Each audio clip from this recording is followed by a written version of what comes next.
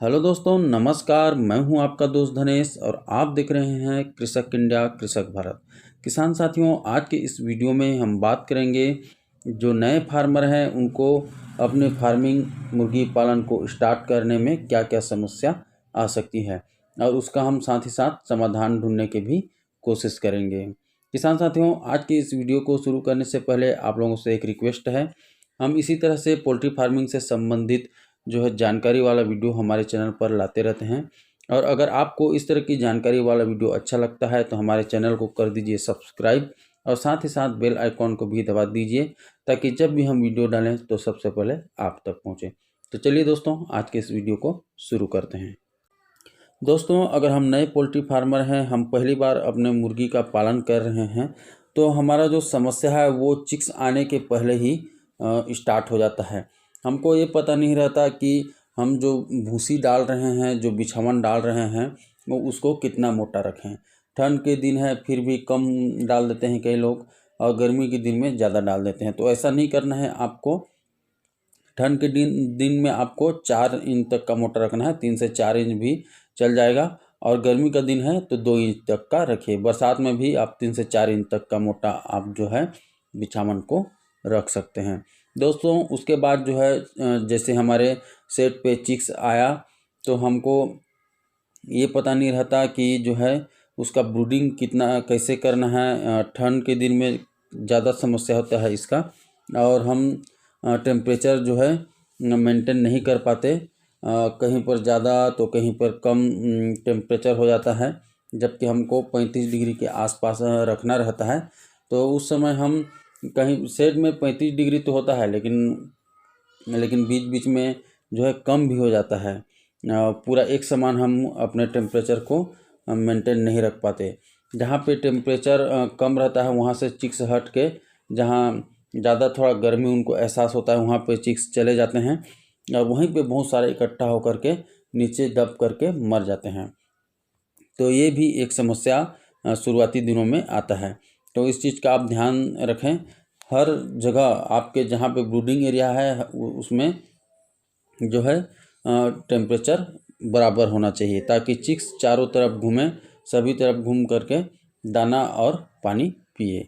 इसके अलावा दोस्तों जो है पहली बार लाते हैं तो कोना बन जाता है, ब्रूडिंग एरिया में कोना छोड़ देते हैं। तो ऐसा नहीं करना है, आपको कोना नहीं रखना है। आपको गोलाकार जो है उसके आकार को गोलाकार देना है ताकि चिक्स को कोना ना मिले। कोना मिलता है वहाँ पे चिक्स इकट्ठा हो जाते हैं और एक के ऊपर एक चढ़ करके नीचे वाला जो चिक्स है वो दब करके मर जाता है।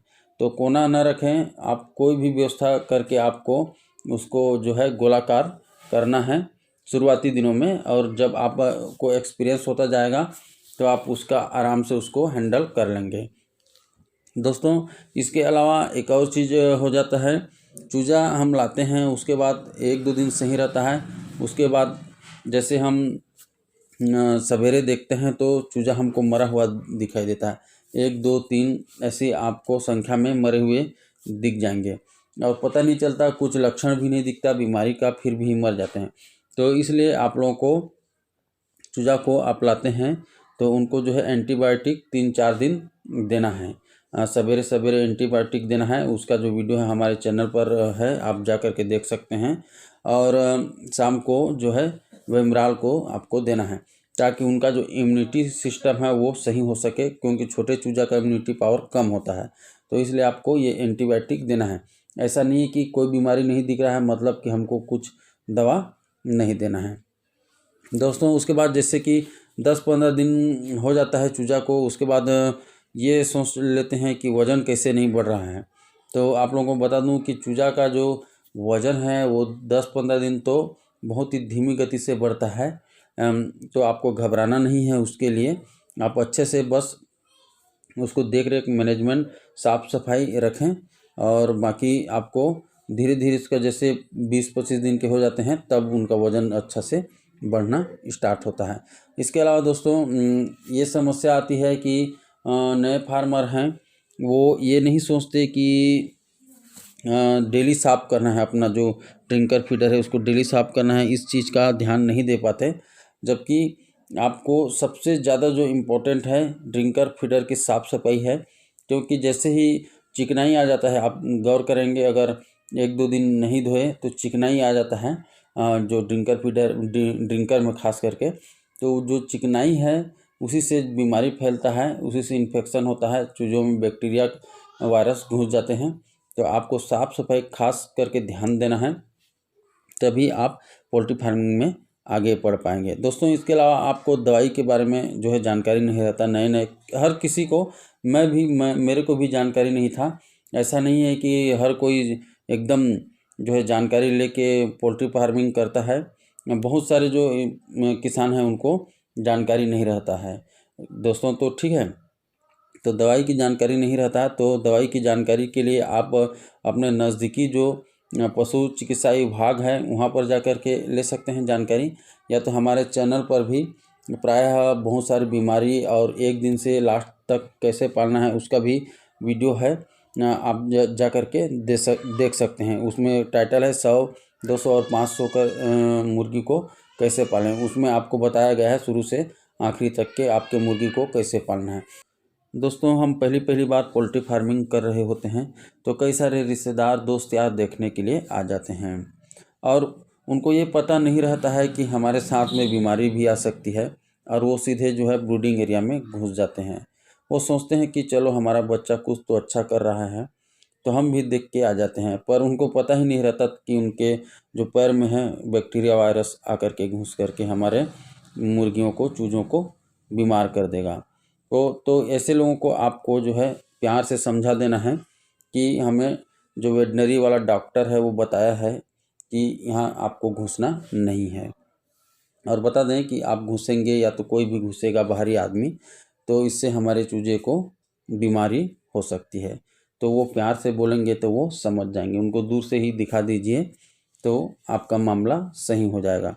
ठीक है दोस्तों, इसके अलावा जो है कई प्रकार के बीमारी भी आपके मुर्गियों पर आएंगे, तो उसके लिए आपको घबराना नहीं है। आप सीधे वेटनरी डॉक्टर से संपर्क कीजिए, या तो हमारे चैनल पे हर बीमारी का वीडियो बना हुआ है, और अगर आपको फिर भी समझ नहीं आता तो मुझे आप कॉल कर सकते हैं। कई किसान साथी जो है बहुत ही ज़्यादा घबरा जाते हैं, वो सोचते हैं कि हमारा पूरा का पूरा जो मुर्गी है वो मर तो नहीं जाएगा, और कुछ भी करते रहते हैं और बहुत सारा एक्सपेरिमेंट करते हैं, एक से एक दवाई ला करके उनको पिला देंगे, और दवाई का डोज ज़्यादा दे दे करके उसको मार डालेंगे। तो ऐसा आपको करना नहीं है। आप सबसे पहले वेटनरी डॉक्टर से संपर्क करें, या तो फिर मुझे कॉल कर सकते हैं। मेरा नंबर है 74 71 16 86 16। ये नंबर को मैं आपको टाइटल में भी दे दूंगा, और साथ ही साथ डिस्क्रिप्शन बॉक्स में भी दे दूंगा, तो आप वहां जाकर भी मेरा नंबर ले सकते हैं। दोस्तों इसके अलावा आप किस मौसम में अपना मुर्गी का पालन स्टार्ट कर रहे हैं उसके ऊपर भी बहुत कुछ डिपेंड करता है। उस हिसाब से भी आपके जो है पोल्ट्री फार्मिंग में समस्या आएगी। ठंड के दिनों में तो मैंने आप लोगों को बताया ब्रूडिंग से संबंधित जो है समस्या आएगी। गर्मी के दिन में आपको तापमान कैसे कम करें ये आप को सोचना पड़ेगा, और बहुत सारे किसान साथी जो है तापमान को कम नहीं कर पाते, तो जिससे कि हीट स्ट्रोक और पानी के जो कमी हो जाती है शरीर में, उससे बहुत सारे चूजे और मुर्गे जो हैं मर जाते हैं। तो इस चीज़ का आपको ध्यान रखना है, पंखा उंखा लगा के रखना है, साथ ही साथ इलेक्ट्रॉल जो पाउडर होता है उसको बीच बीच में आपको देते रहना है, ताकि उनको हीट स्ट्रोक ना हो। दोस्तों सबसे मेन जो चीज़ होती है वो होती है बरसात। बरसात में अगर आपने अच्छे से अपना मुर्गी पालन कर लिया, आपने उनको बीमारी से बचा लिया, तो आपको कोई भी मौसम में जो है मुर्गी पालन करने में समस्या नहीं आएगी। दोस्तों बरसात के मौसम में मेन जो समस्या होता है वो नमी का होता है। नमी, हवा में भी नमी होती है, और अगर आपका सेट सही ढंग से नहीं बना है, अच्छे से हाइट में नहीं बना है, तो भी आपके जो शेड है उसमें ज़मीन में जो है नमी आएगी। इसलिए आपको कम से कम ज़मीन से 2 या 3 फीट ऊपर बनाने के लिए बोला जाता है, और पूर्व से पश्चिम दिशा में शेड का निर्माण करने के लिए बोला जाता है, ताकि जो हवा और पानी है वो डायरेक्ट आपके मुर्गियों को ना पड़े, और धूप भी अच्छे से आपके मुर्गियों को मिले। इसलिए दिशा का भी आप खासा ध्यान रख करके अपना सेट का निर्माण करें।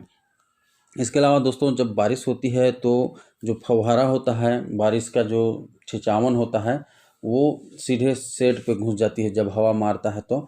इसलिए आपको जो एस्बेस्टस का जो सीट लगाते हैं उसको अपने शेड से 2 फीट बाहर रखना है ना। 2 फीट बाहर रखेंगे तो उससे जो है जो फव्वारा है वो अंदर नहीं आएगा।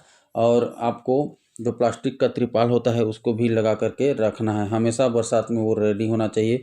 जब भी बारिश होने की संभावना दिखे उसको आप जो है ऊपर उठा दें। और अगर थोड़ा बहुत अच्छी धूप खिला हुआ है तो आप उसको खोल भी सकते हैं।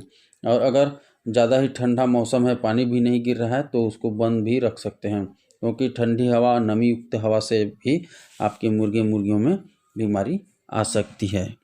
दोस्तों इसके बाद हम आ जाते हैं इसको सेल करने में या मार्केटिंग में इसकी समस्या आएगी। अगर आप पहली बार मुर्गी का पालन कर रहे हैं, खास करके देसी मुर्गी का पालन कर रहे हैं तो, है ना। तो इसके लिए मार्केटिंग की समस्या को दूर करने के लिए आप सबसे पहले तो कम मुर्गी से जो है अपना फार्मिंग स्टार्ट करें और त्यौहार के हिसाब से अपना बैच डालें। जैसे कि आपका जो मुर्गी है वो 3 महीना में रेडी होने वाला है, तो आप देखें कि 3 महीना बाद कौन सा त्यौहार है, ठीक है। उसके 3 महीना पहले आप जो है अपना चिक्स डालें और मार्केट घूमें, देखें कौन से ब्रीड का ज़्यादा मांग है और कितना रेट में बिकता है, ये सारा चीज़ आप देखें। और अगर आप बिना मुर्गी के आप घूमेंगे तो भी आपको मज़ा नहीं आएगा। इसलिए मैं बोला था पहले ही कि कम मुर्गी डालें और जब आप मार्केट घूमेंगे तो सैंपल के रूप में थोड़ा सा मुर्गी भी अपने साथ में रख करके ले जाएं। दोस्तों इसके अलावा जो है आज का जो ज़माना है वो सोशल मीडिया का ज़माना है और आधुनिक युग है।